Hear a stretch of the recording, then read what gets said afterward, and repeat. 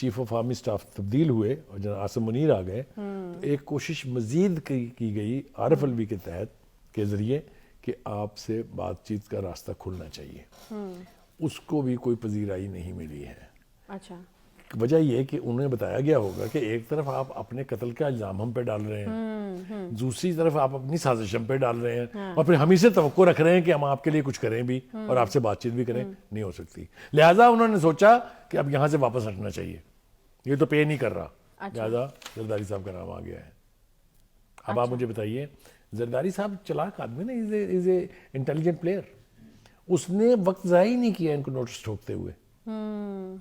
لیجئے میں آپ کو آج بتا رہا ہوں اس پروگرام میں, اور میں اس حوالے سے آپ سے بات کروں گا, آپ جہاں بھی ہوں گی یا میں جہاں بھی ہوں گا, یہ اس سے واپس جائیں گے. یہ اس سے اسی طرح واپس جائیں گے جس طرح انہوں نے نجم سیٹھی کو کہا تھا کہ اس نے 35 پنکچر لگائے, اور جب بعد میں اس نے سیریسلی اس کا نوٹس لیا تو انہوں نے کہا کہ وہ تو ایک سیاسی بات تھی, وہ تو میں نے مذاق میں کہا تھا. مطالبہ ہے غیر مشروط معافی مانگنے کا. وہ کہہ رہے ہیں کہ غیر مشروط معافی مانگے, میری ساکھ اور شہرت کو نقصان پہنچا. یا تو وہ اس بیان سے مکر جائیں گے یا وہ معافی مانگیں گے, کیونکہ زرداری صاحب کا جو نوٹس ہے ان کے گلے پڑنے والا ہے.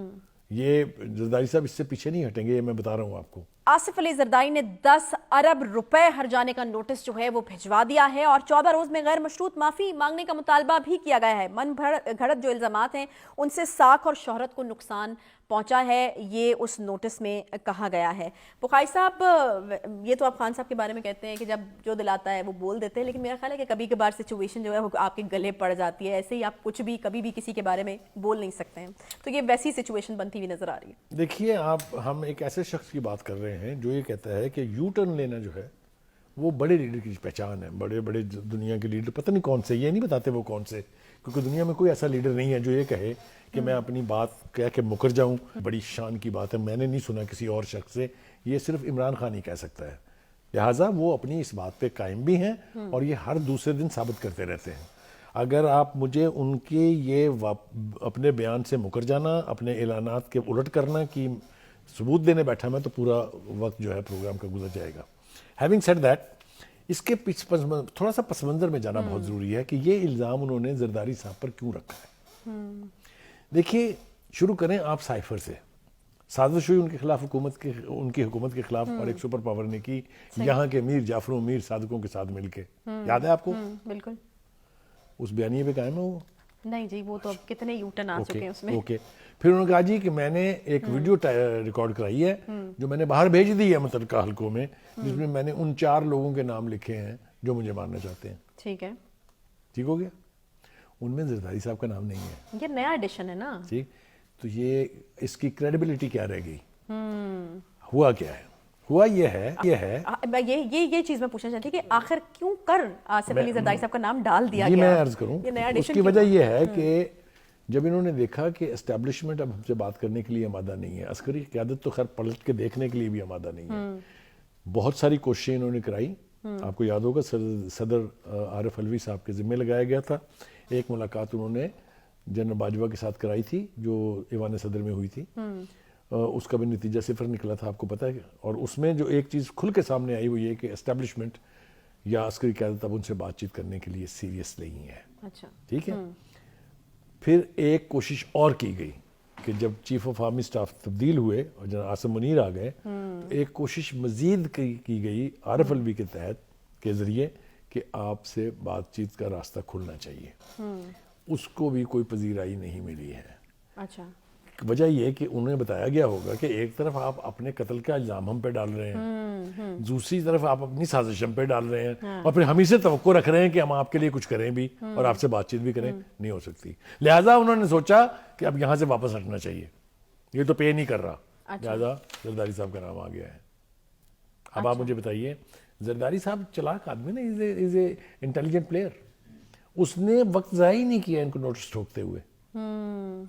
لیجئے, میں آپ کو آج بتا رہا ہوں اس پروگرام میں, اور میں اس حوالے سے آپ سے بات کروں گا, آپ جہاں بھی ہوں گی یا میں جہاں بھی ہوں گا, یہ اس سے واپس جائیں گے. یہ اس سے اسی طرح واپس جائیں گے جس طرح انہوں نے نجم سیٹھی کو کہا تھا کہ اس نے 35 پنکچر لگائے, اور جب بعد میں اس نے سیریسلی اس کا نوٹس لیا تو انہوں نے کہا کہ وہ تو ایک سیاسی بات تھی, وہ تو میں نے مذاق میں کہا تھا. مطالبہ ہے غیر مشروط معافی مانگنے کا. وہ کہہ رہے ہیں غیر مشروط معافی مانگے, میری ساکھ اور شہرت کو نقصان پہنچا. یا تو وہ اس بیان سے مکر جائیں گے یا وہ معافی مانگیں گے, کیونکہ زرداری صاحب کا جو نوٹس ہے ان کے گلے پڑنے والا ہے. یہ زرداری صاحب اس سے پیچھے نہیں ہٹیں گے, یہ میں بتا رہا ہوں آپ کو. اچھا, خان صاحب کو اب چاہیے کہ اب وہ تھوڑی سی سنجیدگی اختیار کریں, سیاسی معاملہ جات کو سیریسلی لیں, سیریسلی ہینڈل کریں. یہ جو بے تکی درفتنیاں چھوڑی جا رہی ہیں نا, کبھی اسد عمر صاحب سامنے آ جاتے ہیں, کبھی کوئی آ جاتا ہے, کبھی کوئی آ جاتا ہے, جس طریقے سے جسٹیفائی کرنے کی کوشش کی جا رہی ہے کہ 35 سیٹوں پر یہ الیکشن لڑیں گے. بھائی کیوں لڑیں گے, کہاں لڑا جاتا ہے.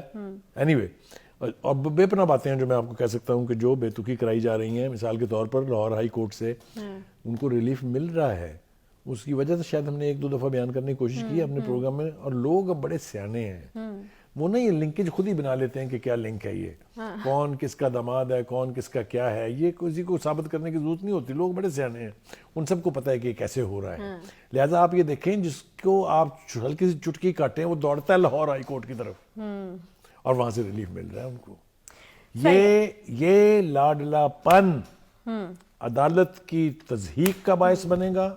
یہ لاڈلا پن جس کی روایت ڈالی جا رہی ہے, یہ جاؤ 130ویں نمبر پر ہیں, ہم 190ویں نمبر پر جائیں گے اگر یہ روایت اور یہ سلسلہ جاری رہا تو. صحیح.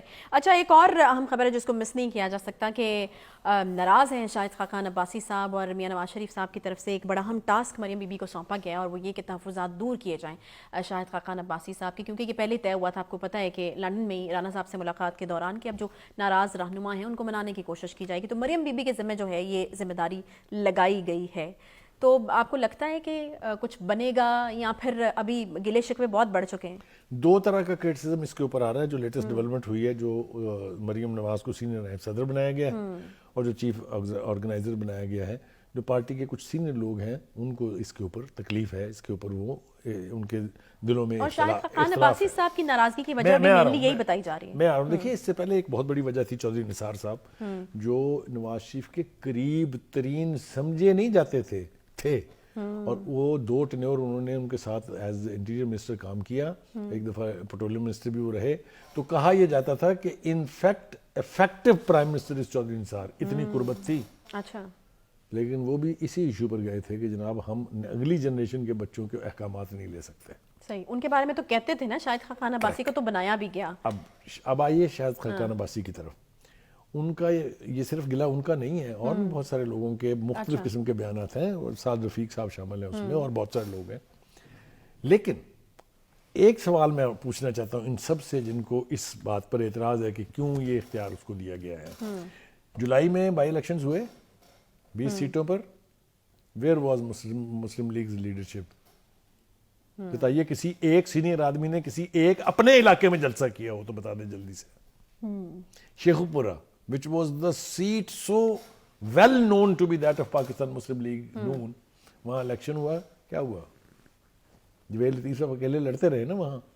کسی نے کوئی پولیٹیکل ایکٹیویٹی ایسی جنریٹ کی ہو جس سے تاثر ملا ہو کہ نہیں مسلم لیگ ایک افیکٹو جماعت ہے. مریم نواز یہاں سے جا کے علاج کرانے کے لیے باہر چلے گئے, پیچھے پارٹی واز نو ویئر. آپ مجھے بتائیے کہیں تھی پارٹی؟ پنجاب حکومت میں کیا سے کیا نہیں ہو گیا, لیکن بولنے کے لیے کس کو آنا پڑتا تھا؟ اسلام آباد سے رانا ثناء اللہ کو. تو یہ سارے حقائق اگر آپ سامنے رکھیں تو پھر آپ کو سمجھ آتی ہے کہ یہ پارٹی جو ہے گھر تک محدود کیوں ہے, اور مریم نواز کو یہ اختیارات کیوں دیے گئے ہیں.